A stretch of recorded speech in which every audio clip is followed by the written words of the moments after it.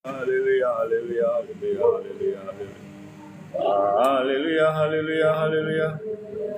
Sri bidi bidi bidi bidi bidi bidi bidi bidi bidi bidi bidi bidi bidi bidi bidi. Surala borala borala borala borala borala borala borala bersama Tuhan. Haleluya, haleluya, haleluya. Terima kasih Yesus, terima kasih.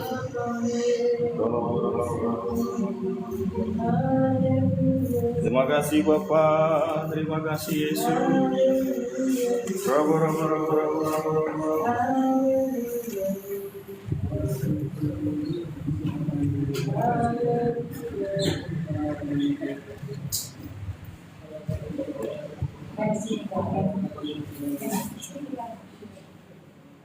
Mari kita angkat lagi sekali lagi pujian sebelum kita masuk firman. Singkapkan mataku supaya aku memandang keajaiban dari firman-Mu Tuhan. Singkapkan mataku supaya aku memandang keajaiban dari firman-Mu. Terima kasih Bapa di sorga, terima kasih Bapa yang baik. Kami bersyukur Tuhan Yesus buat segala kebaikan Tuhan Bapa. Kalau kami Bapa boleh ada sebagaimana ada pada saat ini Tuhan, karena kebaikan dan kemurahan Tuhan Yesus. Kami Bapa boleh dalam keadaan sehat, dalam keadaan baik. Tuhan lindungi dalam perlindungan Tuhan. Terima kasih Bapa. Kami bersyukur buat semua yang baik boleh kami terima daripada Tuhan sepanjang minggu ini Bapa. Dan inilah kami Roh Kudus Bapa yang baik. Hamba-Mu dan anak-anak-Mu Tuhan datang untuk beribadah Bapa, untuk menguduskan hari Sabat, untuk memuji meninggikan nama-Mu yang kudus Bapa, untuk menikmati hadirat-Mu. Dan sebentar Tuhan Yesus kami datang untuk mendengarkan firman-Mu Bapa. Berfirmanlah Tuhan, urapi hamba-Mu, urapi kami yang juga mendengar Tuhan, sehingga kami sama-sama diberkati Bapa. Bahwa kami percaya Tuhan, firman-Mu adalah pelita bagi kami dan terang bagi jalan kami. Terima kasih Bapa di surga, kami sambut firman-Mu bersama-sama kita katakan Amin. Haleluya. Terima kasih.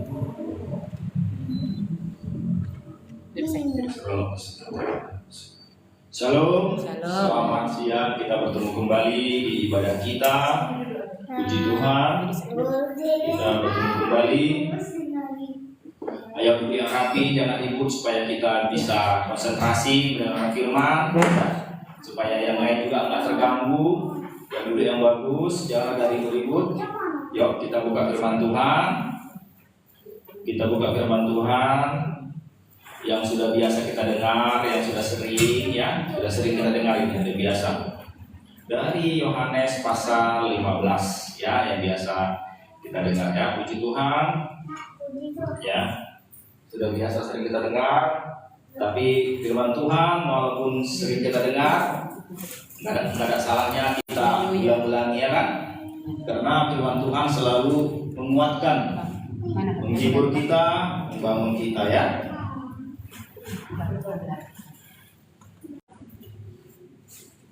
Ibu aja ini yang bilang supaya kayak sekali kan? Iya, ibu aja kayak gini. Pulang nggak sih kalau menarik sini. Iya. Oke, yuk kita buka firman Tuhan yuk dari Yohanes 15. Juga biasa sering kita dengarin ya. Kita apa aja ya? Bang. Haleluya. Kita buka Yohanes 15. Kita belajar firman Tuhan. Ya, sudah biasa sering kita. Saya rasa sudah hafal pun ini karena sudah biasa kita dengar. Ayo. Minggu lalu kita belajar firman Tuhan dikatakan bahwa kita jangan suam-suam kuku ya, ingat ya? Kita harus hangat, harus panas ya, jangan dingin hubungan kita dengan Tuhan ya, harus hangat, jangan dingin hubungan kita dengan Tuhan ya. Jadi bagaimana hubungan yang hangat itu?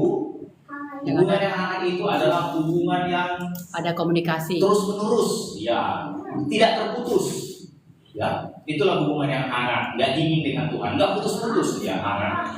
Ya, jadi masih berkaitan dengan minggu ini, yaitu mengenai pohon anggur atau pokok anggur. Haleluya. Ya. Bagaimana hubungan itu hangat? Dia harus terhubung terus, Melekat. melekat. Ya, jadi demikian juga dengan pokok anggur. Ya, pokok anggur itu ranting anggur itu harus terhubung terus, melekat terus dengan pokoknya biar hangat, ada aliran. Ya, jadi masih berkaitan dengan minggu lalu. Ya, jadi kita pelajari firman Tuhan minggu ini. Dan judulnya kita ambil dari Yohanes 15, judulnya pokok anggur yang benar. Ya, pokok anggur yang benar. Ayo kita baca ini. Yohanes pasal 15 ayat 1, demikian firman Tuhan. Sama-sama kita dapat semuanya. Akulah pokok anggur yang benar, dan Bapakulah pengusahanya. Setiap ranting padaku yang tidak berbuah dipotongnya dari dan setiap ranting yang berbuah dibersihkannya, supaya ia lebih banyak berbuah. Kamu memang sudah bersih karena firman yang telah kukatakan kepadamu. Tinggallah di dalam aku dan aku di dalam kamu, sama seperti ranting tidak dapat berbuah dari dirinya sendiri kalau ia tidak tinggal pada pokok anggur. Demikianlah juga kamu tidak berbuah jikalau kamu tidak tinggal di dalam aku. Ya, ini firman Tuhan. Mari kita berdoa sebentar lagi ya. Bapa di sorga, terima kasih buat firman-Mu yang hari ini kami ambil temanya adalah mengenai pokok anggur. Biarlah Tuhan firman yang kami dengar nanti menguatkan membangun hidup kami. Kami boleh tetap melekat kepada-Mu Bapa seperti ranting kepada pokok anggur. Terima kasih Bapak yang baik, sama-sama kita katakan Amin. Haleluya. Kita baca dari ayat 1 ya. Kita pahami dulu dari ayat 1. Yuk. Di sini dikatakan akulah pokok anggur yang benar. Ya. Akulah pokok anggur yang benar. Kalau dikatakan akulah pokok anggur yang benar, kita ambil kesimpulan, kita ambil arti, berarti ada pokok anggur yang Tidak benar. Apa artinya? Artinya sebenarnya di dunia ini banyak pengajaran-pengajaran, ya, seolah-olah dia mengajarkan yang baik, ya, seolah-olah mengajarkan yang baik, ya, sama-sama pokok anggur, sama-sama mungkin menghasilkan buah yang manis, pokok anggur. Tetapi dikatakan Tuhan Yesus di sini, hanya akulah yang benar. Hanya akulah yang benar. Makanya dikatakan Tuhan, akulah jalan, kebenaran, dan hidup. Artinya apa? Artinya hanya Yesus yang berani mengklaim dirinya benar. Jadi teori. Ya. Hanya Yesus yang berani mengklaim dirinya benar. Akulah jalan dan kebenaran dan hidup. Ya. Dia sudah mengklaim. Dan di sini dia juga mengklaim akulah pokok anggur yang benar. Bukan kalau dikatakan Yesus aku sekedar pokok anggur, ya. Dia tidak menjamin kebenaran. Tapi di sini Yesus menjamin kebenaran di dalam dirinya. Ya. Kebenaran dalam dirinya seperti dikatakan minggu lalu di Yesaya 53. Apa dikatakan? Di dalam mulutnya tidak ada Dusta. daya. Tidak ada dusta. Ya, tidak ada dusta. Jadi dari sini kita pahami bahwa tidak ada yang mengaku benar kecuali Yesus. Haleluya. Ya. Dari sini kita sudah mengambil pengertian bahwa hanya Yesuslah yang tidak berdosa. Hanya Yesus yang tidak berdosa. Ya. Jadi kalau ada yang mengatakan Yesus berdosa, ya berarti dia nggak percaya. Hanya Yesus yang tidak berdosa. Jadi dikatakan akulah pokok anggur yang benar. Ya. Selanjutnya dikatakan apa? Dan Bapakulah pengusahanya. Ya, Bapakulah pengusahanya. Artinya apa? Artinya Yesus datang dari Bapa. Yesus datang dari Bapa. Dari ayat ini apa kita pahami? Dari ayat ini kita pahami sebenarnya Yesus jelas mengajarkan ajaran Tritunggal. Ya, jangan salah paham. Sekarang banyak ajaran-ajaran yang menentang Tritunggal. Ya.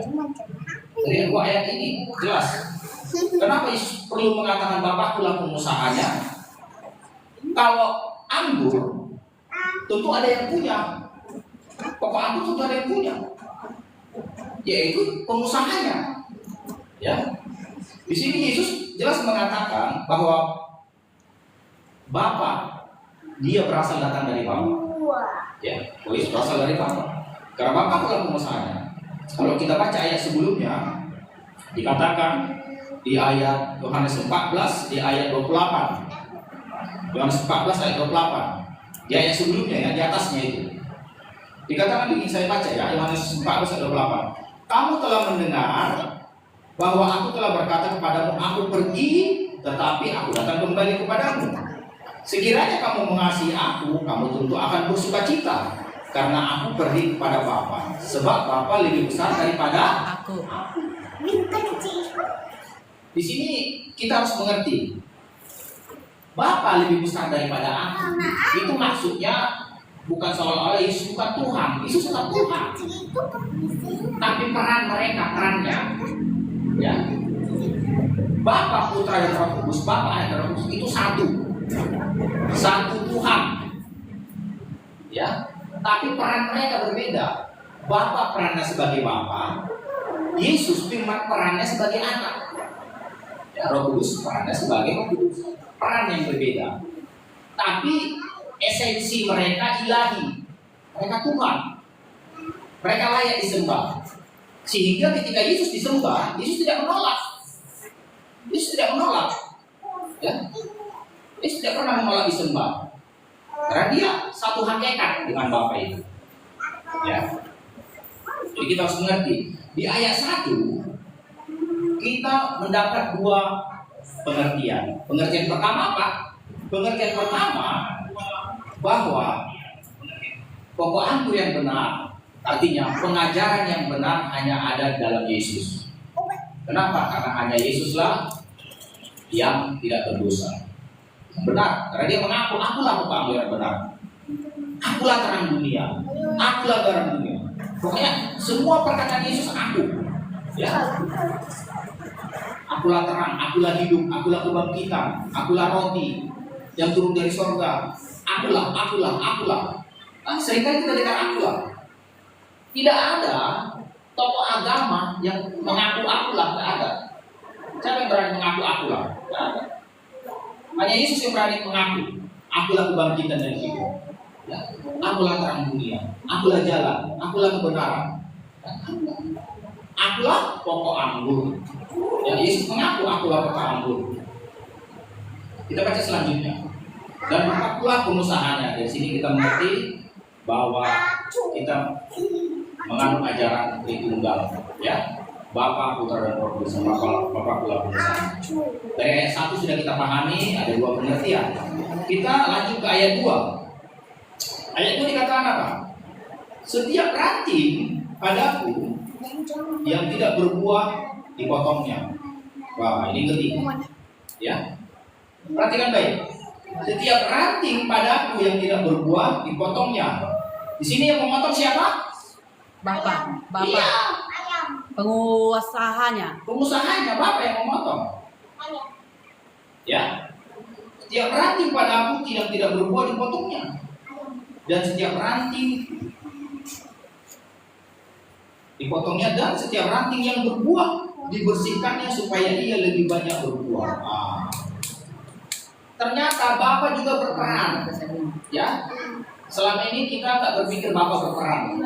Kita pikir selama ini Bapa hanya duduk di tahta di surga. Ya, rupanya Bapa juga berperan dalam keselamatan kita. Ya, Bapa juga memperhatikan rupanya. 5. Ya, Bapa memperhatikan. Di ayat ini, di ayat 2, Yesus masih memakai perumpamaan, ya, ranting dan pokok. Ya, setiap ranting padaku tidak berbuah. Di situ masih pakai perumpamaan ya. Tapi supaya kita langsung paham, supaya kita nggak bingung, di sini kita langsung buka aja di ayat ini. Di ayat 5. Baca di ayat 5. Yohanes 15 ayat 5. Saya baca. Perhatikan baik. Akulah Pokok pokok anggur. anggur. Nah, di sini sudah Yesus mengetahui menjelaskan artinya. Mengaku. Ya. Di sini dikatakan akulah Pokok pokok anggur. anggur. Jadi di sini Yesus sudah berbicara arti. Tadi Yesus masih berbicara perumpamaan. Dan kamulah ranting-rantingnya. Ah ya kan? Di sini Yesus sudah menjelaskan siapa pokok, siapa ranting. Ya kan? Barang siapa tinggal dalam aku dan aku dalam dia berbuah banyak, sebab di luar aku kamu tidak dapat berbuat apa-apa. Dan sini kita sudah pahami siapa pokok, siapa ranting, dan siapa pengusaha. Ya, pengusahanya Bapak, pokoknya Yesus, rantingnya Jemaat. jemaat. Ya, kita rantingnya tubuh Kristus. Ya, kita perhatikan baik lagi di ayat 2. Setiap ranting padaku, ya, setiap ranting padaku yang tidak berbuah. Berarti di sini ranting ini tadi berbicara kita kan? Setiap ranting berarti setiap orang yang percaya kepada Tuhan. Setiap murid-muridnya. Kita murid-murid Yesus yang percaya kepada Tuhan. Yang tidak berbuah, dipotong Bapa. Nah, ini ngeri ini.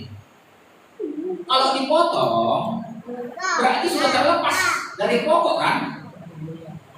Sudah terlepas enggak? Terlepas kalau dipotong. Iya.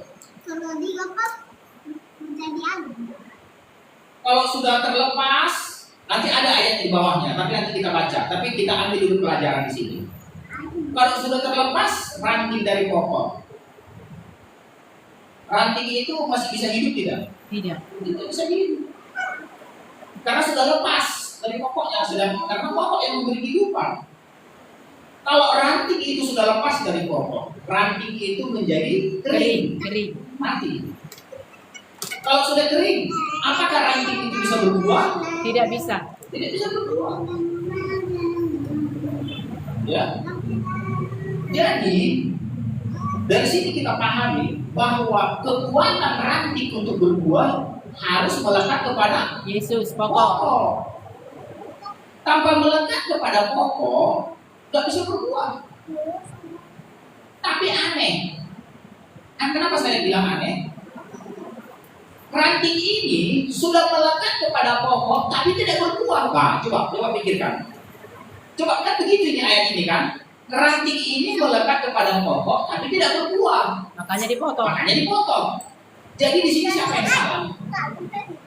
Nah, coba. Hah? Nggak tahu Pak, kasih tahu lah. Ranting sudah melekat kepada pokok, tapi tidak berbuah. Kan gitu. Tapi kalau kita baca ayat selanjutnya, ada ranting yang berbuah, tapi semakin dibersihkan supaya berbuah lebih Banyak. banyak. Berarti kesalahan di ranting, bukan di pokok. Ya, perhatikan baik. Kesalahan di mana? Di ranting. Ya. Pokok tetap memberikan nutrisi yang sama kepada ranting yang satu sama ke ranting yang satu. Tetapi kenapa ranting yang satu menghasilkan buah, tetapi ranting yang ini yang lain tidak menghasilkan buah? Ya kan? Jadi kesalahan bukan di pokok, pokok tetap sama, pokok tetap Yesus Kristus. Pokok tetap Yesus Kristus. Sehingga kita kembali pada minggu lalu, mengapa engkau dingin? Kan gitu. Dingin dan panas, ya, itu yang membuat kita sendiri, ya. Dingin dan panas itu yang membuat kita sendiri. Kan dikatakan, karena engkau tidak dingin dan engkau tidak panas, karena engkau suam-suamku, maka aku memuntahkan engkau. Jadi di sini kuncinya adalah ranting. Rantinglah yang menentukan hubungannya dengan pokok. Ya kan, ranting hubungannya dengan pokok. Karena ada ranting yang berbuah, ada ranting yang tidak berbuah. Pokok tetap memberikan nutrisi yang sama. Pokok itu tetap Yesus Kristus. Tetapi seperti minggu lalu, yang terhubung kepada Yesus Kristus, yang mengenal Yesus Kristus, yang percaya Yesus Kristus Tuhan dan Juru Selamatnya, ada yang dingin, ada yang panas, ada yang suam-suam kuku. Ya, jadi ranting ini dia tidak menarik, menghisap nutrisi dari pokok. Tetapi ada ranting lain, dia menghisap, menarik nutrisi dari pokok. Ketika ranting tidak menghisap, menarik nutrisi dari pokok, dia tidak bisa berbuah. Tetapi jika satu ranting menarik dan menghisap nutrisi yang dari pokok, pasti dia berbuah. Ya, ya pasti berbuah. Pasti berbuah. Ya. Jadi kita yang harus ada inisiatif. Kita harus ada inisiatif. Tuhan Yesus berkata, aku tidak berubah. Dahulu tidak berubah, sekarang tidak berubah, selama-lamanya tidak berubah. Yang berubah siapa? Kita. Kita yang berubah. Kenapa kita berubah? Kadang kita dekat kepada Tuhan, kadang kita menjauh dari Tuhan. Kalau lagi diberkati, kita santai, ya. Tapi kalau lagi susah, dekat sama Tuhan. Ya, jangan begitu. Jangan begitu. Kalau lagi diberkati, kalau nggak diberkati, tetap dekat-dekat sama Tuhan. Ya. Bagaimana menarik nutrisi? Ranting tadi bagaimana menarik nutrisi dari pokok? Ya. Yang harus berhubungan dekat. Harus berdoa dan membaca firman. Ini sederhana aja. Harus berdoa dan membaca firman. Kalau nggak berdoa dan membaca firman, dari mana bisa ada menarik nutrisi? Dari mana bisa menarik nutrisi? Bagaimana karakter orang bisa berubah kalau dia nggak membaca firman? Ya. Berbuah itu artinya melahirkan karakter yang sesuai firman. Bagaimana dia membaca? Kalau nggak membaca firman, dia nggak akan tahu apa yang dituntut Tuhan. Nggak akan tahu. Bagaimana tahu? Kalau nggak dibaca firman, dia kan nggak belajar untuk mengampuni. Karena firman Tuhan mengatakan, ampunilah saudaramu. Berapa kali? 7 kali kah? 7 kali 77. 70 kali 7. Artinya seterusnya selamanya. Ya. Kalau nggak baca firman, mana tahu kita pengampunan. Ya. Firman mengatakan, jangan engkau mengata-ngatai saudaramu, katanya. Jangan menggosip. Kalau kita nggak baca firman, kita nggak tahu kebenaran. Jadi bagaimana ranting tadi berbuah? Maksudnya berbuah pertobatan.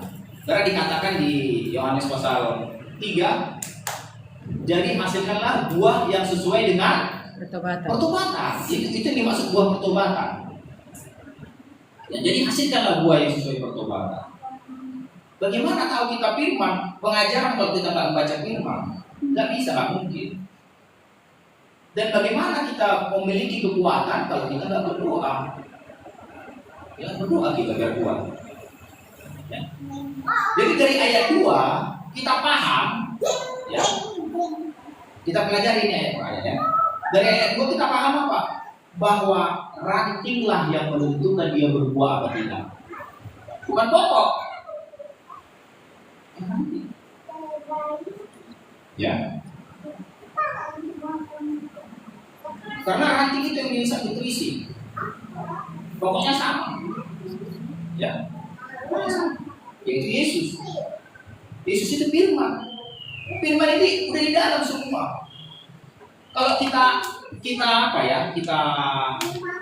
Kita lihatlah kenyataan. Satunya Yesus Kristus. Satunya Yesus Kristus. Berapa Tuhan Yesus apa di bumi? Berapa Tuhan Yesus? Satu kan? Satu.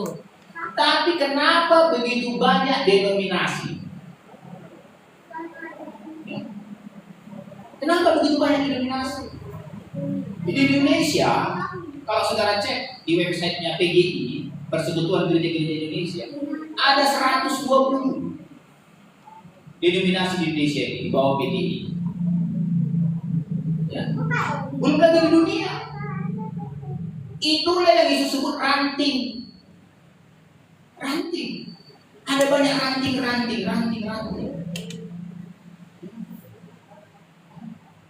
Kalau berbicara denominasi, kalau kita bicara denominasi itulah ranting. Tapi kalau kita bicara lebih dalam lagi, ranting itu bicara pribadi-pribadi, bukan denominasi lagi.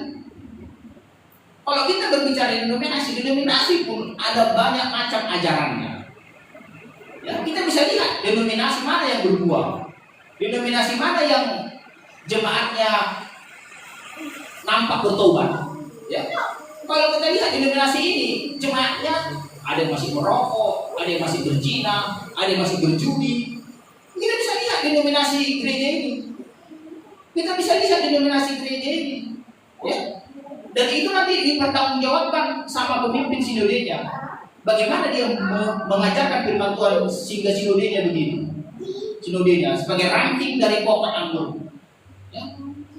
Tapi ranting di sini kita berbicara pribadi-pribadi. Pribadi-pribadi. Kita ranting semua di sini. Kita pribadi masing-masing ranting pada Tuhan. Haleluya. Ya. Lihatlah dirimu. Kau ranting yang mana? Apakah kau ranting yang berbuah? Kan begitu. Apa kita ranting yang berbuah? Ya. Kalau secara luas, ranting itu denominasi. Atau ranting itu bisa juga suatu pelayanan, suatu penggembalaan. Ranting itu. Ya. Tetapi kalau secara pribadi ranting itu adalah kamu ranting-ranting itu. Kamulah ranting-rantingnya kata firman Tuhan. Akulah pokoknya kata firman Tuhan. Tapi kamulah ranting-rantingnya. Jadi perhatikan dirimu sekarang. Adakah buah yang sudah kelihatan? Ya. Perhatikan buah. Buah itu ada 3 tahapan. Ya, perhatikan buah. Buah itu ada 3 tahapan. Tahapan buah itu pertama apa? Berbunga. Kalau kita lihat pohon sudah berbunga dia, kita sudah tahu dia mau bakal berbuah. Ya. Ada 3 tahapannya. Berbunga dulu. Sesudah berbunga, muncullah buah yang kecil. Muncul buah yang kecil. Artinya apa? Artinya ketika sebelum bunga menjadi buah yang kecil, banyak juga bunga-bunga yang rontok. Sebelum jadi buah yang kecil sudah rontok duluan. Ada. Siapa yang pernah punya pohon? Pernah perhatikan kan? Mangga. Enggak semua bunga-bunga itu jadi buah. Ada juga bunga-bunga itu yang rontok jadi yang jatuh. Dia menghasilkan buah. Sesudah menjadi buah yang kecil, buah yang kecil ini pun mau juga dihembus angin, terjatuh. Enggak sempat berkembang menjadi buah yang matang. Artinya apa? Artinya berbuah itu enggak gampang. Ya, berbuah itu enggak gampang. Ada prosesnya juga. Ada prosesnya berbuah. Dari bunga, berbuah kecil, membesar, berbuah matang. Ya, nggak gampang berbuah. Jadi pertama di sini apa yang perlu kita pahami? Jadilah ranting yang ingin berbuah. Itu dulu pertama. Kalau orang ranting yang tidak mau berbuah, nggak ada harapan, dipotong nanti. Jangan begitu ya. Jangan begitu. Jadilah ranting yang mau berbuah. Jadilah murid Tuhan Yesus yang mau bertobat. Itu maksudnya. Tinggalkanlah sifat-sifat lamamu, bertobat. Yang dulunya suka mengkosip jangan lagi. Yang dulunya suka mencuri jangan lagi. Tinggalkan itu. Mau berbuah, bertobat itu maksudnya. Ya, bertobat. Bertobat. Yang suka marah jangan lagi. Jangan lagi. Jadilah ranting yang mau berbuah. Jadilah anak Tuhan Yesus. Jadilah murid Tuhan Yesus yang mau berbuah. Ya. Jangan anggapan orang Kristen itu hanya datang ke gereja banyak gitu. Jadi orang Kristen hanya datang gereja sekali seminggu, pulang cukup, itu aja. Enggak. Orang Kristen itu tujuannya berbuah. Ranting yang berbuah itu tujuan di Kristenan. Orang yang bertobat. Jadi perhatikan Kristenanmu. Kalau Kristenanmu setahun, 5 tahun, 10 tahun, tidak ada buahnya, tidak ada pertobatannya, tidak ada perubahan karakter. Bagaimana? Bagaimana nanti kata Tuhan akan dipotong. Nanti di bawah ayatnya nanti ada dikatakan. Kalau sudah dipotong kemana ditaruh? Kalau sudah dipotong nanti ditaruh di mana? Dicampakkan dan dibakar. Ya. Jadilah Kristen yang mau berbuah. Jadilah Kristen yang mau bertobat. Jadilah ranting yang mau berbuah. Ya. Perhatikan dirimu. Mana yang kurang dari Tuhan? Aku masih kurang di sini Tuhan. Aku mau bertobat. Tolong aku Roh Kudus. Ya. Bawa dalam doa. Ya. Kalau kau masih ada susah mengampuni, ya katakan, Tuhan, si aku belum bisa mengampuni, tolong aku bisa mengampuni Tuhan. Katakan demikian. Karena kita mau berbuah, ya. Kita mau berbuah. Ya. Kita lanjutkan ayat ini. Dan setiap ranting yang berbuah dibersihkannya supaya ia lebih banyak berbuah. Perhatikan. Kalau kau rindu berbuah, pasti buahmu bertambah banyak. Perhatikan itu. Kalau kau rindu berbuah untuk Tuhan, rindu kau bertobat, pertobatanmu itu pasti semakin meningkat, semakin kudus. Sehingga Tuhan katakan apa di Wahyu? Biarlah yang kudus semakin kudus. Ya, nanti kalau kita buka ayatnya tambah lama nanti. Ya, tapi nanti boleh dicari. Wahyu pasal terakhir. Biarlah yang kudus bertambah kudus. Artinya apa? Artinya kalau kau rindu bertobat, rindu berbuah, pasti kau bertambah kudus. Pasti bertambah kudus. Artinya gini, kalau kau dulu punya kelemahan di satu dosa, ya, dosamu itu sudah bisa kau kalahkan, sudah menang. Ya, nanti Tuhan tunjukkan yang mana lagi yang mau dikoreksi, yang mau dibersihkan. Tuhan tunjukkan lagi, oh, kau masih perlu dibersihkan di bagian ini. Makanya dikatakan Tuhan, barang siapa yang berbuat semakin dibersihkan. Semakin bersih terus. Ya, pasti bertambah bersih kita, bertambah suci, bertambah kudus, bertambah serupa dengan Kristus. Haleluya. Ya. Ada itu di Roma 8 dikatakan apa? Semakin serupa dengan gambaran Kristus anaknya. Semakin serupa dengan gambaran anaknya. Karena ke sana kita mau dipanggil. Ayo kita buka ayatnya. Supaya kita semakin serupa dengan gambaran anaknya. Ayo. Di Roma pasal 8.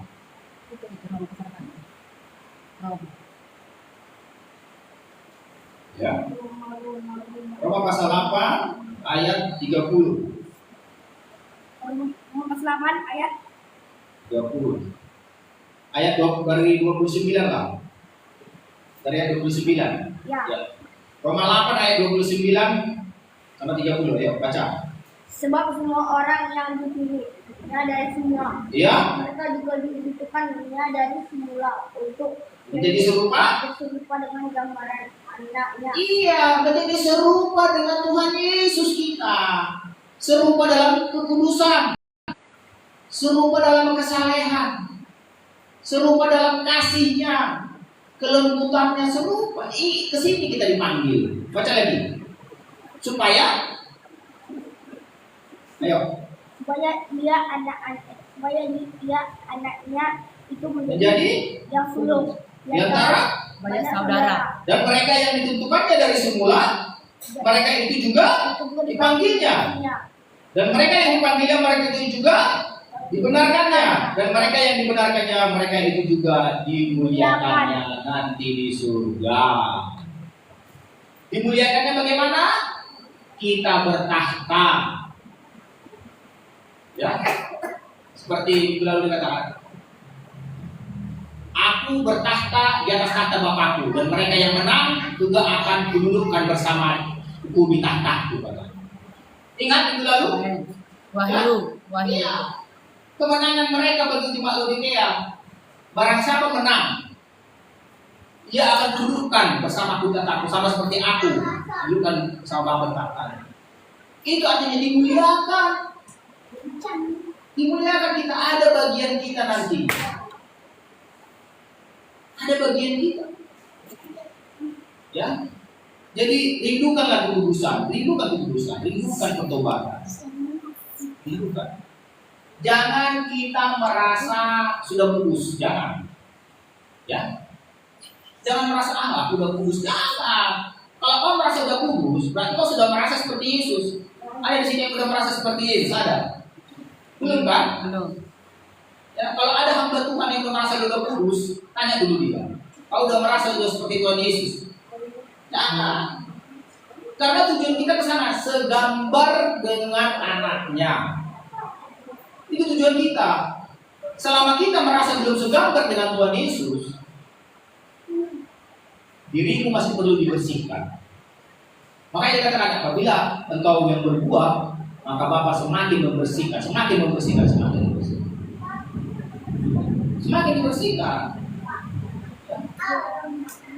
Terus semakin dibersihkan. Jadi sebelum kita serupa dengan Tuhan Yesus, sebelum kita segambar dengan Tuhan Yesus, apa yang perlu kita lakukan? Merendahkan hati, merendahkan diri. Tuhan, aku mau seperti ini. Rendahkan diri. Datang di kaki Yesus, berdoa, baca firman. Ya, rendahkan. Nanti Tuhan singkapkan rahasia-rahasia bagaimana semakin serupa dengan Tuhan Yesus. Ya. Kita baca ayat selanjutnya. Karena dikatakan dibersihkan. Semakin kita rindu kita bertobat. Ya, rindu kita bertobat. Kadang-kadang kita merasa ini sudah kudus. Ya. Kalau kita udah berdoa berjam-jam, merasa kita sudah kudus. Belum tentu. Bukan itu ukuran. Ya, bukan itu ukuran. Ya. Kalau sanggup kita berpuasa 40 hari, merasa sudah kudus, bukan itu ukuran, bukan. Ya, bukan. Karakter ukuran. Kalau kau sudah bisa membangkitkan orang mati, merasa kau sudah kudus. Kau sudah bisa mendoakan orang lumpuh langsung berjalan, orang buta langsung melihat, merasa sudah kudus, merasa sudah seperti Yesus. Jangan. Kita belum ada apa-apanya, kita belum ada apa-apanya kita, ya. Karakter kita masih jauh dari Tuhan Yesus, masih jauh. Belajar kita, semakin rendah hati. Seperti saya 53 apa dikatakan?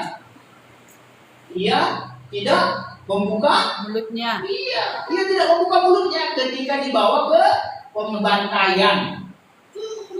Bisa? Nggak buka mulut dibawa ke pembantaian. Itu kita teladani Tuhan Yesus. Teladani.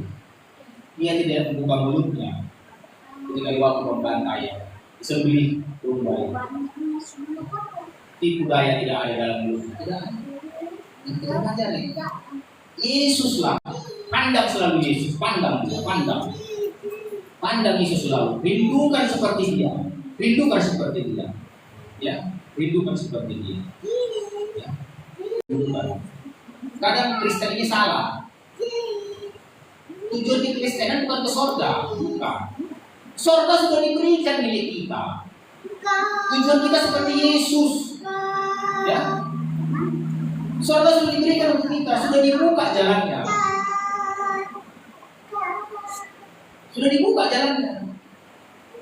Ya. Jalan surga sudah dibuka. Tirai Yesus sudah terbelah. Itu artinya apa? Semua sudah bisa datang kepada Tuhan Yesus. Ya, Yesus sudah berkorban. Surga sudah diberikan, kita sudah warga surga. Tapi yang perlu apa? Yang perlu berbuah.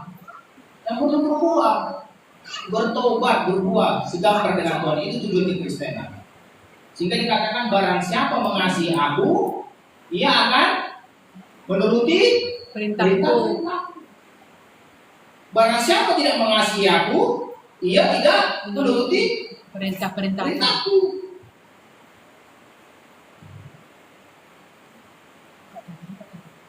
ayat 28. Yohanes 14 ayat 24. Yohanes 14 ayat 24. Baca yang kuat. Ayo, dia dulu coba. Yohanes 14 ayat 24.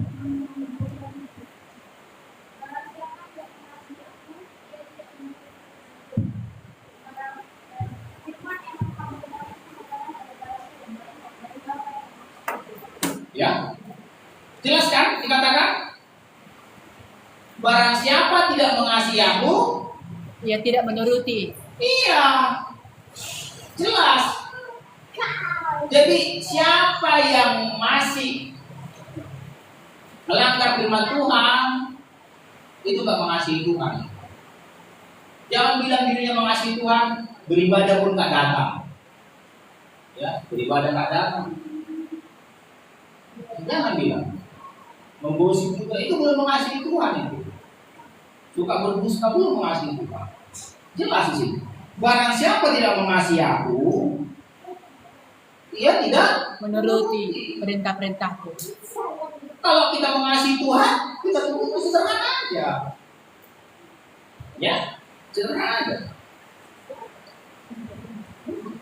Kita lanjutkan lagi. Sekarang di ayat 4. Ayat 4. Tinggallah di dalam aku dan aku di dalam kamu. Sama seperti ranting tidak dapat berbuah dari dirinya sendiri kalau dia tidak tinggal pada pokok anggur. Demikianlah juga kamu tidak berbuah jikalau kamu tidak tinggal di dalam aku. Ya. Firman ini jelas ya. Ranting tidak mungkin berbuah kalau tidak melekat kepada pokoknya. Tidak mungkin. Ranting tidak mungkin berbuah kalau tidak melekat pada pokok.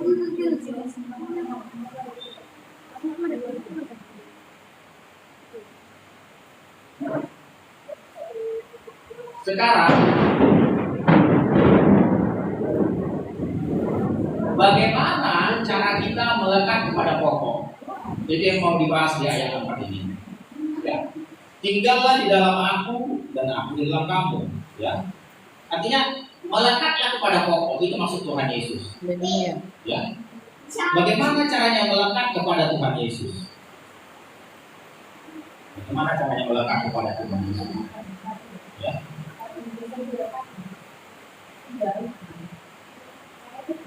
Kalau cara sederhananya ya berdoa dan baca firman. Berdoa dan baca firman. Tapi bagaimana seseorang mau berdoa dan membaca firman? Ya, harus mengerti dulu. Harus mengerti dulu arti ayat ini. Sebab di luar aku kamu tidak dapat Berbuat apa-apa. Iya, harus mengerti itu dulu. Kalau dia merasa mampu melakukan firman tanpa melekat dengan Tuhan Yesus, sudah salah. Ya, ya, sudah salah. Ya, kalau kita merasa mampu, sekarang begini, banyak orang Kristen, ya, merasa bisa melakukan firman tanpa perlu berdoa, tanpa perlu membaca firman. Ya, itu sudah salah. Pemahaman itu sudah tidak benar. Ya, sudah tidak benar. Karena dikatakan firman sini, kamu tidak dapat berbuat apa-apa. Di luar aku, kamu tidak dapat berbuat apa-apa. Sama seperti ranting. Ranting tidak akan mungkin bisa berbuah kalau lepas dari pokok. Pemahaman itu dulu penting. Itu dulu penting. Jadi pertama, kalau kita merasa kuat, mampu dengan kekuatan kita melakukan firman, pasti gagal. Apa buktinya?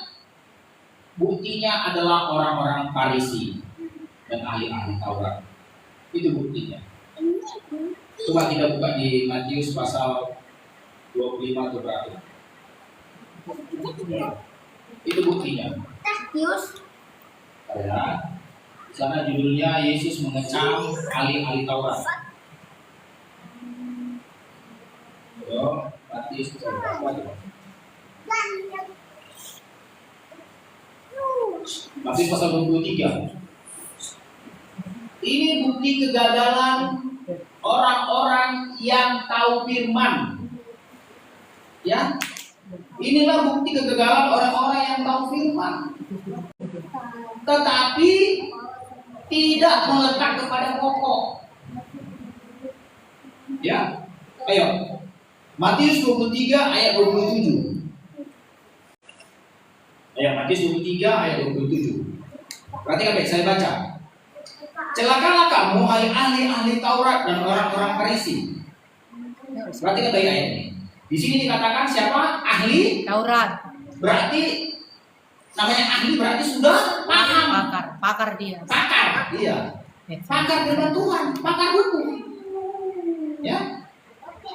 Dan orang-orang Farisi itu orang-orang yang sungguh-sungguh itu mempelajari Taurat.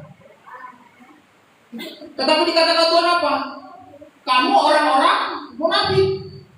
Sebab kamu sama seperti kuburan yang dilabur putih sebelah luarnya, memang bersih tampaknya, tetapi sebelah dalamnya penuh dengan tulang-tulang dan berbagai jenis kotoran. Ayat 28. Apa artinya? Demikian juga lah kamu di sebelah luar, kamu tampaknya benar di mata orang, tetapi di sebelah dalam kamu penuh kemunafikan dan kedurjanaan. Nah, ini. Kalau orang hanya ahli dalam firman, tapi tidak melekat kepada Tuhan, ya, tidak berbuah, artinya dari luar nampak suci, nampaknya dari luar.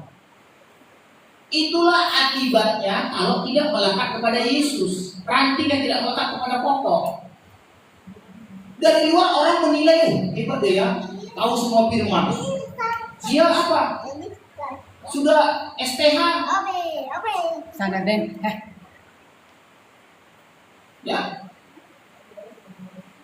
sudah sarjana teologi, doktor teologi, profesor teologi.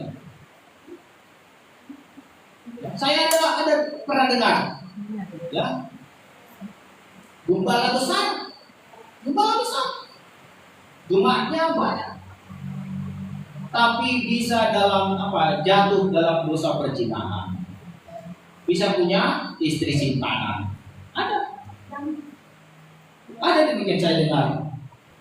Saudaraku, kalau tak percaya saudara Google, nanti muncul itu di mana beritanya itu. Kenapa itu bisa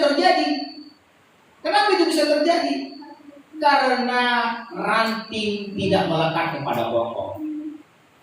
Sehingga dikatakan kamu tidak dapat berbuat apa-apa, nggak bisa dia melawan nafsunya, nggak bisa dia melawan dagingnya, sehingga dia jatuh. Ya, itulah kalau tidak melekat kepada Tuhan. Makanya dikatakan Tuhan, di luar aku kamu tidak dapat berbuat apa-apa, kamu pasti jatuh. Ya, sama seperti orang Farisi, ahli-ahli Taurat, tahu banyak firman, tetapi dibilang Tuhan apa? Seperti kuburan. Tahu firman, tahu tapi nggak ada buahnya. Dari luar aja nampaknya hebat, tapi seperti kuburan, di dalam penuh kemunafikan, kedurjanaan. Kedurjanaan, tahu kedurjanaan? Durjana. Ya, ngeri. Ya, namanya durjana. Ya, ngeri. Itu bahasanya ini. Bilangnya penuh kemunafikan dan kedurjanaan. Ya. Kejahatan. Bayangkan orang tahu firman tapi kejahatan di dalamnya. Kan sangat memalukan ini. Ya, jangan sampai ini terjadi. Ya, firman Tuhan ini dicatat, ya, mengenai ahli Taurat Farisi ini, bukan untuk mereka yang 2000 tahun lalu, bukan, untuk kita yang dicatat. Kenapa? Karena nanti pada akhir zaman muncul begini banyak orang, banyak tahu firman, tapi hatinya durjana, munafik. Kenapa? Tidak melekat kepada Tuhan, ranting yang tidak berbuah. Kita kembali ke ayat tadi. Ayo kita baca lagi di ayat berapa sekarang? Di ayat 5 ya. Coba kita kembali di ayat 5. Akulah pokok anggur dan kamulah ranting-rantingnya. Barang siapa tinggal dalam aku dan aku dalam dia, ia berbuah banyak. Sebab di luar aku kamu tidak dapat berbuat apa-apa. Ya, di ayat 5. Ayat 6. Barang siapa tidak tinggal di dalam aku, ya, artinya tidak melekat kepada pokok ranting tadi, ia dibuang keluar seperti ranting dan menjadi kering. Kemudian dikumpulkan orang dan dicampakkan ke dalam api lalu Bakar. dibakar. Ya. Ya, ayat ini perumpamaan ya, perumpamaan ayat ini. Tapi artinya kita tahu. Ya. Ayat ini perumpamaan. Kalau kita punya pokok, katakanlah pokok mangga atau pokok rambutan atau pokok apa, kalau berjatuhanlah ranting-ranting mati di bawah. Ya, di bawah pokok kita ini berjatuhan ranting-ranting yang mati, ya kan? Tentu kita kumpulkan ranting-ranting itu, baru kita bakar. Ya, itu perumpamaan. Tapi kita tahu artinya. Tahu kita artinya. Artinya apa? Kalau ranting yang mati, perhatikan baik. Kalau ranting yang mati itu tidak bisa lagi dilengketkan ke pokok. Gak bisa lagi, ya gak bisa lagi. Kalau sudah mati gak bisa lagi dilengketkan ke pokok, gak bisa lagi. Jadi gak ada harapan lagi. Harapan itu ketika kita masih hidup. Sekarang lah waktunya bertobat. Kalau udah mati gak ada lagi pertobatan. Sekarang lah waktunya bertobat. Bertobat lah. Kalau sudah mati nanti hanya satu pilihan, dibakar. Ya. Kalau masih hidup ranting itu masih bisa dilengketkan, dicangkokkan, masih bisa. Ya, masih bisa. Tuhan panjang sabar, Tuhan panjang sabar. Bertobatlah ketika masih hidup. Kalau sudah mati gak ada pertobatan, gak ada pertobatan. Jangan bilang apa mendoakan orang mati itu gak ada. Ya, jangan mau dibodohi. Gak ada budaya mendoakan orang mati. Ya, jangan doakan orang matimu. Itu gak ada itu. Orang mati hanya dua tempatnya. Dibakar atau bersama Tuhan. Ya. Di Wahyu dikatakan apa? Biar mereka beristirahat dari jenis mereka bersama Tuhan. Tapi kalau kau gak berbuah, dipotong, mati, udah gak ada lagi pilihan. Kalau kau sudah mati gak bisa lagi berbuat apa-apa, hanya satu pilihanmu. Kalau kau mati dalam keadaan tidak berbuah, hanya dibakar pilihan. Kita ini bicara ranting ya. Kita gak berbicara orang dunia, kita berbicara ranting. Pengikut Yesus. Iya, kita berbicara pengikut Yesus. Orang dunia lain cerita itu. Kita gak berbicara orang dunia.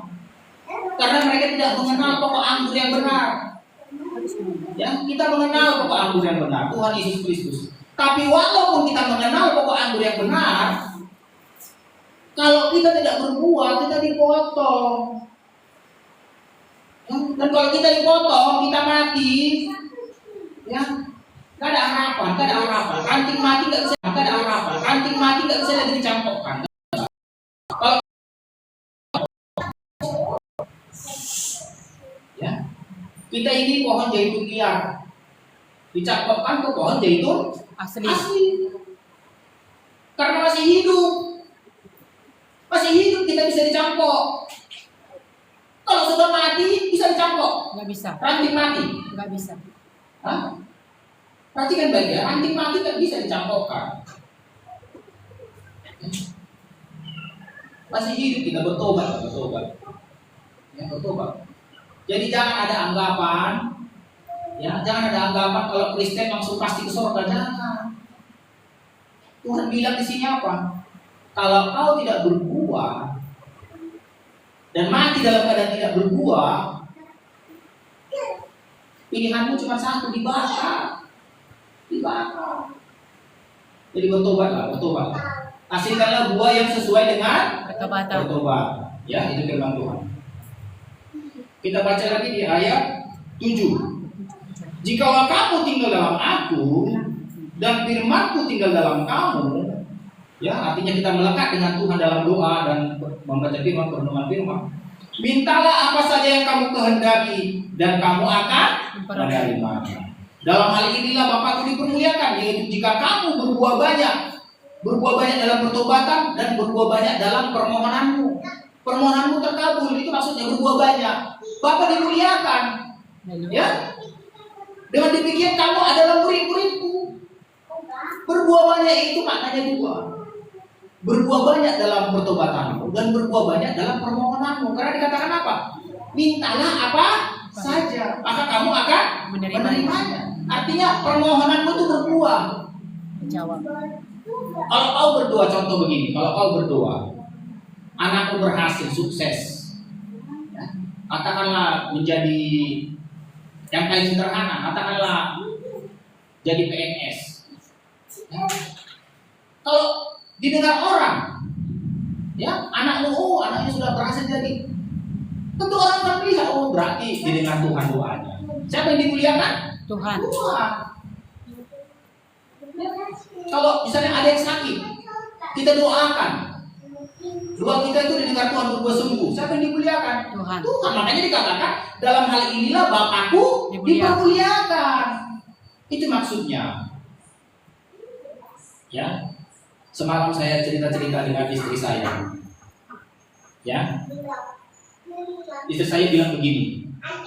Perhatikan baik. Setiap permohonanmu, kalau imanmu tetap teguh, pasti dikerjakan Tuhan. Perhatikan baik. Kalau kau bermohon dalam iman, imanmu itu pasti dikerjakan Tuhan. Tetapi yang terjadi apa sering? Kita mundur dari iman kita. Kita mundur dari iman kita. Ya. Jadi kalau ada imanmu yang kau doakan, jangan mundur dari imanmu itu. Itu masih terjadi. Kadang-kadang orang karena terlalu lama dijawab, doanya itu terlalu lama dijawab, dia mundur, lemah. Udahlah Tuhan, udah terlalu lama nggak dijawab, udah nggak percaya aku lagi. Itu yang salah. Dikatakan di sini, mintalah apa saja yang kamu kehendaki. Mintalah dengan iman yang teguh, jangan mundur di tengah jalan. Ketika Abraham meminta keturunan, berapa tahun diberi? Berapa tahun terjawab? 25 tahun. Iya, 25 tahun. Jadi sebelum 25 tahun ini kalau mundur kepercayaan iman Abraham, jadi enggak itu? Tidak. Tidak jadi. Tidak jadi. Ya. Itu maksud ayat ini, mintalah apa saja yang kamu kehendaki. Mintalah apa saja yang kamu kehendaki, jangan lemah imanmu. Kenapa iman kita enggak lemah? Karena kita percaya yang memberikan itu sanggup. Yang memberikan itu sanggup. Itu pertama. Yang kedua, kita melekat kepada Dia. Ya, kalau kita melekat kepada Dia, tinggal dalam aku dan kamu dalam aku, kita melekat. Kita melekat. Ya. Jadi apapun doamu, kata firman Tuhan, mintalah. Mintalah sekarang, apapun doamu, mintalah. Mau jadi apa kita? Mau jadi apa anak-anak kita? Mintalah sekarang. Imani, jangan mundur. Itu yang pertama. Kedua, tinggallah dalam aku dan firman-Mu dalam mari kita berdoa. Terima kasih buat firman-Mu Tuhan Yesus yang mengajar kami agar kami melekat kepada pokok anggur Bapa. Terima kasih Tuhan. Terpujilah Bapa di surga, sama-sama kita katakan. Amin. Ada yang duduk, ada yang duduk. Ada tak? Duduk. Ya, ada mau beli.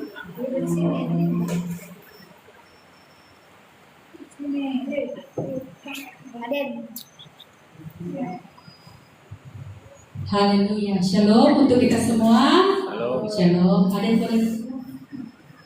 Haleluya. Oke. Terpuji nama Bapa di surga. Buat kebenaran firman Tuhan yang mengingatkan kita kembali. Firman Tuhan ini biasa-biasa saja. Artinya sudah sering kita dengar, bahkan sampai ada lagunya. Yesus pokok dan kitalah jalannya, tinggallah di dalamnya. Mulai dari sekolah minggu. Tetapi puji Tuhan, kita diingatkan kembali. Haleluya, diingatkan. Firman Tuhan itu tidak pernah basi. Kenapa? Karena firman Tuhan itu hidup. Kalau mati baru basi. Dengar baik-baik. Sesuatu yang hidup tidak akan bisa basi. Amin. Amin. Tetapi sesuatu yang mati bisa basi, makanya muncul pengawet untuk anti basinya. Tetapi kebenaran firman Tuhan itu hidup. Arti hidup, dia berkuasa. Ada kuasa di dalam firman Tuhan itu.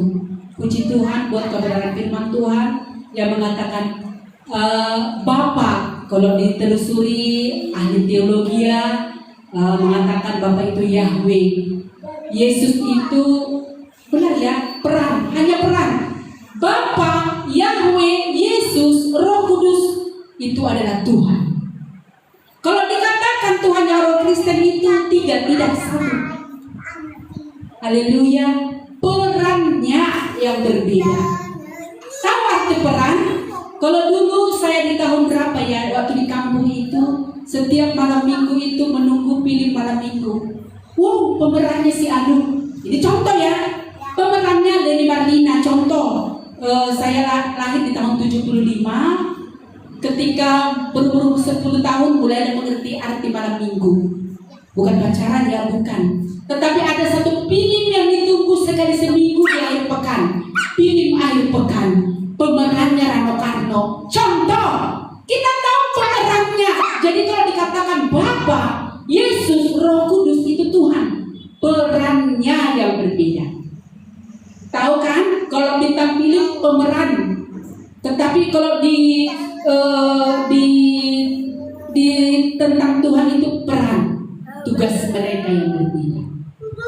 Supaya kita tahu perannya Bapa siapa, perannya Yesus untuk apa, Amen. perannya Roh Kudus untuk apa. Amin. Mereka satu. Haleluya. Jadi saat ini dikatakan Bapa yang punya ladang. Yesus pokoknya, jemaat adalah rantingnya. Saya dan saudara adalah jemaat. Bagaimana supaya berbuah? Tadi kita tegur ya, kalau mati di dalam tidak dalam bertobat, kemanalah selamanya? Kalau dipanggil pulang, kondisi tidak bertobat, kemanalah kekekalannya? Arti kekal selama lamanya, tidak ada siang. Anak saya semalam, Mak, nanti di surga ada hari libur. No, setiap hari itu bersama dengan Tuhan. Lalu kenapa di bumi ada libur? Karena kita ada masa bekerja. Lalu ada arti istirahat, itulah libur. Kalau di sana selama-lamanya tidak ada siang, tidak ada malam. Selama-lamanya di dalam kekekalan. Kekal dalam siksaan atau kekal dalam kemuliaan. Jadi pengikut Tuhan Yesus yang diminta Tuhan Yesus kekal dalam kemuliaan. Amin. Kekal dalam kemuliaan kita. Itu yang diinginkan Tuhan Yesus. Haleluya. Kekal selama-lamanya di dalam kemuliaan yang sudah Tuhan sediakan. Aku pergi ke rumah Bapa dahulu ya. Nanti aku datang. Ku ambil, ku jemput kalian. Di mana aku ada, kalian juga bersama-sama dengan aku. Itu janji Tuhan Yesus. Sebelum Tuhan Yesus terangkat ke surga, Yesus berjanji, aku akan pergi. Jangan sedih hatimu. Katanya kepada murid-murid, jangan sedih hatimu. Aku pergi duluan. Makanya Yesus dikatakan saudara. Yesus itu saudara kita dalam arti rohani. Yang pertama bangkit, baru kita adalah yang menyusul. Kita saudara dengan Yesus. Jadi kalau di surga itu, haleluya, kita saudara dengan Yesus. Yesus anak yang sulung di dalam perannya. Kita adalah saudara-saudara Tuhan Yesus. Amin. Haleluya. Jadi untuk kita di bumi ini, mari kita sama-sama berbuah. Jangan katakan kalian sudah di mimbar, sudah berbuah, tidak. Maka dikatakan orang Kristen banyak seperti Farisi. Banyak tahu firman, ahli firman, tetapi tidak melekat. Makanya bisa jatuh ke dalam pencobaan. Jadi satu hal yang aku katakan dulu, ini hanya sekedar karena firman Tuhan berkata, yang kudus semakin kudus kata Tuhan, itu yang diinginkan. Yang jahat semakin jahat, itu dunia di luar daripada Kristus. Tetapi yang di dalam pengikut Tuhan Yesus Kristus, Tuhan Yesus harapkan yang kudus semakin kuduslah. Mengertilah kehendak Bapa. Jadi satu, ini beberapa contoh. Kenapa banyak orang Kristen tidak berbuah? Ini aku hanya mengingatkannya dan juga menegur diriku. Salah satu kekurangan orang Kristen yang sering diabaikan, suka mengutang tetapi dilupakan. Maaf. Suka mengutang, ringan kali hidupnya untuk mengutang, tetapi begitu di tangannya sekali melupakan utangnya, dosa, pelanggar hukum Tuhan. Sehingga firman Tuhan berkata, cukupkanlah apa yang ada dalam dirimu. Ibu Rebeka pernah nggak berkekurangan? Pernah. Ibu Rebeka pernah ngutang nggak? Pernah. Saya pernah berkekurangan, saya pernah ngutang. Tetapi ada satu kebenaran firman Tuhan. Janganlah engkau berutang kepada siapapun. Cukupkanlah itu dengan dirimu. Cukupkan apa yang ada dalam dirimu. Kalau hanya mau makan garam sanggup, ayo makan garam. Bagaimana supaya tidak terus berutang? Kalaupun terpaksa kali harus berutang, jangan lupakan utang kita. Banyak orang Kristen, banyak. Bahkan ada tetangga saya dulu di depan ini, Kristen pelayan, karismatik. Sebentar datang orang menagih utangnya, berantem di depan sana. Karismatik loh, Kristen penuh Roh Kudus katanya. Beberapa kali datang orang menagih utang sampai berantem, tidak berbuah, enggak berbuah. Tuhan Yesus tidak mau orang-orang yang mengikut Tuhan Yesus punya utang lalu lupa-lupakan. Kalaupun harus ada utang, doa seperti kata pengkhotbah tadi, minta kekuatan. Saya pernah di dalamnya, saudaraku. Saya kecewa dengan seseorang. Saya merasa tambah-tambahi utangku. Lalu saya katakan tidak akan kubayar. Lalu saya mengalami kehidupan bahasa Batakna porsuk molunga. Kurang saudaraku. Apalah bahasa Indonesia porsuk molunga? Bahasa kami itu di kampus sana. Nah porsukan molunga. Kayak mana bahasa apa itu ya? Menderita kali hidupnya. Lalu satu anak Tuhan berkata kepada saya, Rebeka, mungkin engkau ada punya utang, lalu engkau melupakan utangnya. Iya nanti saya katakan. Kuceritakan kronologinya. Itu tidak menjadi urusanmu. Kalau dia menambah-nambahinya, itu urusannya kepada Tuhan. Tugasmu, kewajibanmu, bayar utangmu. Jumpai orangnya, saya jumpai. Saya minta kekuatan dulu sama Tuhan. Pada tahun berapa itu ya? Tahun 90-an. Saya merasa utangku 117, dibikinnya 170. Nah, jadi di notanya itu dicoret, ada coretan tinta tebal. Lalu berdasarkan itu saya memastikan tidak akan kubayar. Lalu hidupku susah payah, seperti si Adam kata Tuhan, bersusah payah engkau. Lalu satu anak Tuhan, saya yakin itu utusan Tuhan buatku. Lalu saya mengaku, saya minta doa, jumpai orangnya. Saya jumpai, saya berjanji, lalu dia kaget, loh, katanya kayak gitu, dari mana aja? Iya, saya akan bayar utangku semampuku. Ada 10.000 ku bayar, ada 20.000 ku bayar, ada segitu ribu ku bayar. Lunas gak utangku? Firman Tuhan digenapi saudara. Saya mulai melihat seperti pohon berbunga berkat Tuhan itu. Mulai ada buah yang kecil. Saya lihat kebenaran Tuhan digenapi. Mulai dari situ saya bersyukur, terima kasih Tuhan. Saya mulai mengingat, sama siapa utangku ada ya? Sama siapa utangku? Sama siapa utangku? Sama siapa utangku ada ya? Ku cari-cari, mana tahu ada gopek 500 rupiah. Saya cari orang-orang saya. Bahkan ingat, dengar baik-baik, anak Tuhan, jika engkau merasa engkau pernah punya utang budi kepada orang lain, bayar itu. Saya sekarang gini, kalau contohnya ada memberi sesuatu gitu, saya ingat utang budi, saya pernah ditolongnya. Ada banyak orang-orang yang sudah diberkati tidak mengingat orang-orang yang pernah memberkatinya. Haleluya, sampai segininya aku minggu lalu aku dengan Tuhan. Jika kita ada utang uang kepada orang, sama dengan utang darah. Karena kenapa? Orang mengumpulkan rezekinya itu berjadi lelah mengumpulkan itu. Ketika dia ada, kita utang, lalu kita lupakan utang darah. Jadi jangan sepele saudaraku ya. Mulai sekarang ayo cari. Kita dikuduskan, biarlah orang benar semakin benar, kata Tuhan, kata firman Yesus. Haleluya. Ayo berbuah kita, ayo berbuah. Sekarang aku ada langgananku saudaraku. Ku ingat kapan aku jumpa itu ya. Salah tulis utangnya aku saudaraku. Aku sadar tapi melupakan kejumpai nanti orang. Haleluya. Biarlah yang kudus semakin kudus. Seperti tadi kebenaran firman.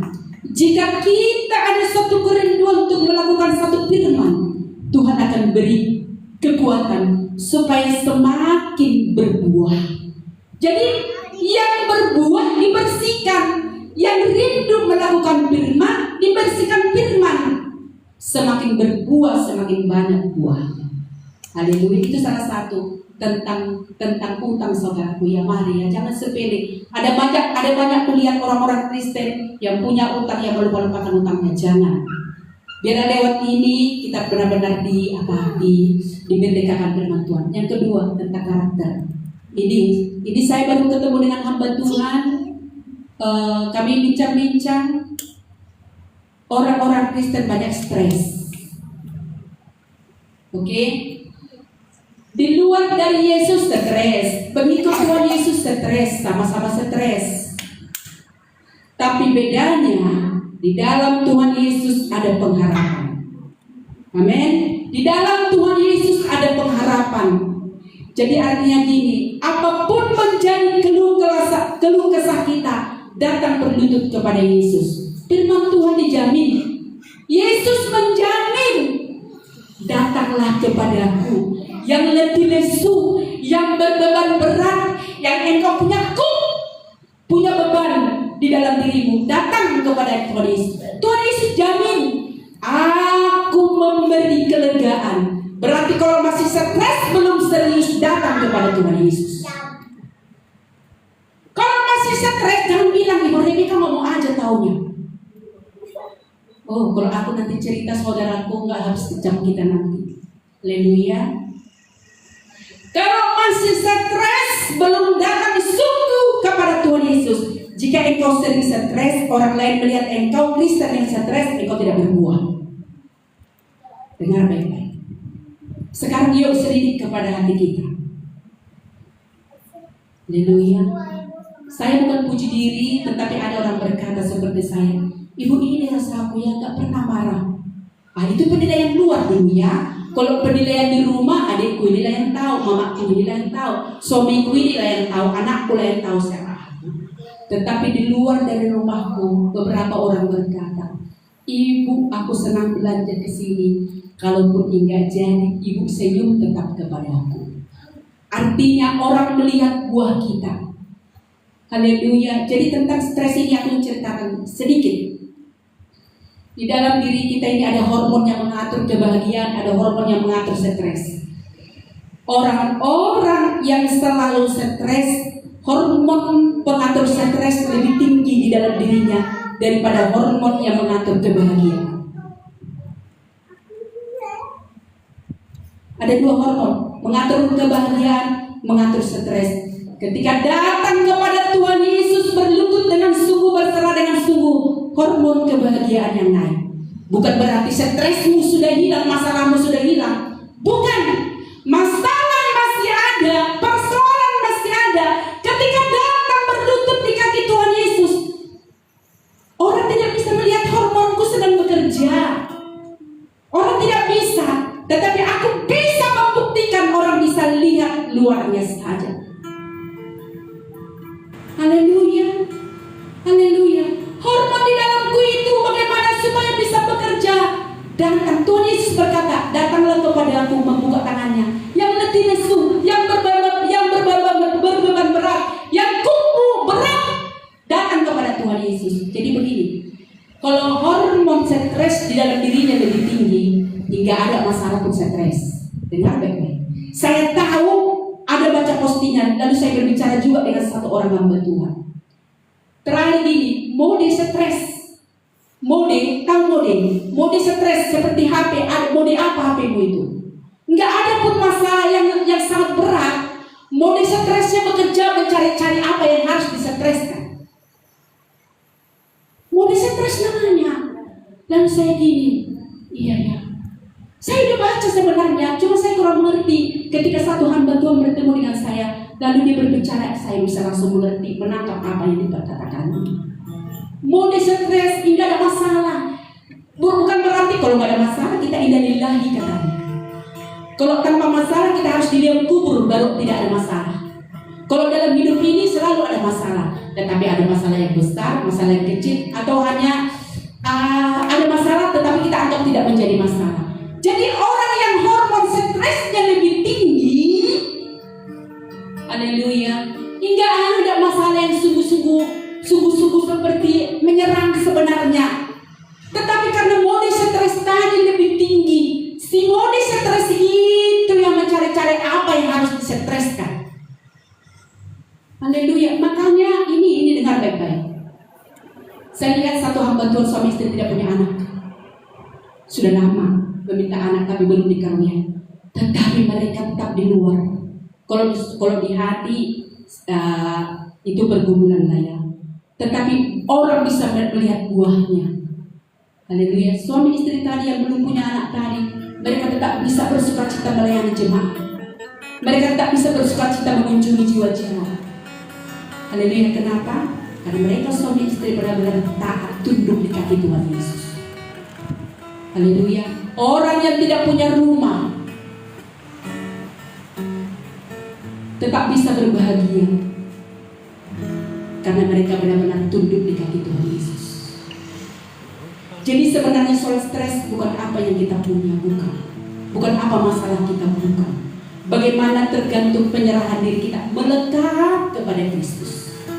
Itu yang menentukan siapa kita di hadapan Tuhan. Haleluya. Jadi yang pertama aku katakan tadi, kalau ada utang ayolah carilah siapa yang orang-orang yang pernah kau utangi. Haleluya. Kedua, bagaimana orang-orang mau datang kepada Kristus kalau kita aja buka kita stres saja. Jadi nggak usah datang kepada Kristus, berkawan dekat pun tidak mau. Nggak usah aku berteman dengan siapa, terus stres. Orang di dunia pun, tengok di TikTok itu, banyak orang menjauhkan diri dari orang-orang yang suka stres. Karena kenapa? Ketika dia stres, sebenarnya dia sedang membuang sampahnya kepada orang yang mendengarkan. Orang nggak mau dibuangi sampah, nggak mau.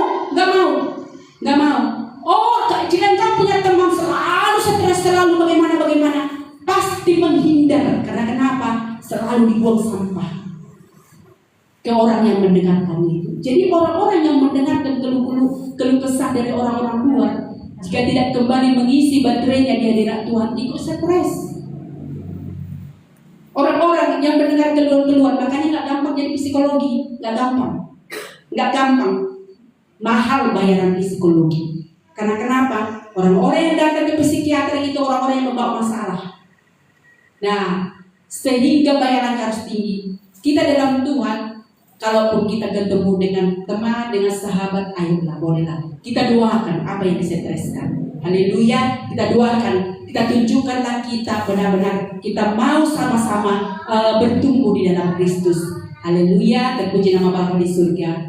Masih banyak lagi lain kali kita sambung. Terima kasih buat teman-teman kami yang ada di online. Sampai di sini pertemuan kita. Lain kali kita akan bertemu kembali. Tuhan Yesus memberkati. Siapa? Mari kita berdoa.